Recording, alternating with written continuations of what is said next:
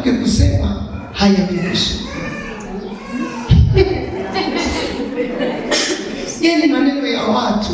Jifunze kusema hayanihusu.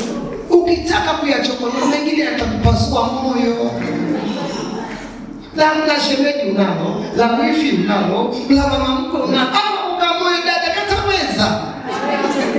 Unaenda kulala dada hilo, la mama mkwe limekukodosha jicho. Fanya mume wako mwenyewe hajarudi. Unashangaa tu. Hapo kuna kichomi. Sikiliza.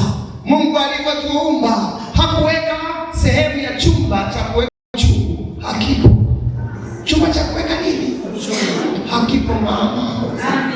Ndio maana ukiumizwa, uchungu utafuta mahali pa kukaa. Haupati. Ukijidanisha popote, unapaunguza. Nimesemaje? Unapaunguza mama. Hivi nafaangalia. Kuna wanawake wengine wameunguza. Unashangaa tu una vidonda vya tumbo. Unashangaa una pressure ya kushuka. Unashangaa una kichwa kisichoisha. Maana yake una mawazo. Sio ugonjwa.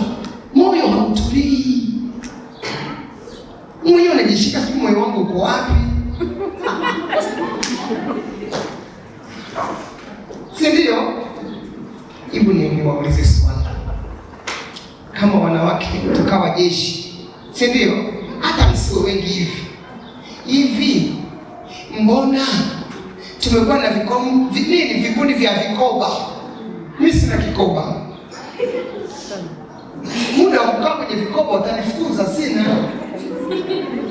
Tawakwaza. Lakini kwenye vikoba si tumeweza? Sio wote, lakini walio wengi katika kila mkoa kuna vikundi vya wanawake. Lakini huko wanasemana.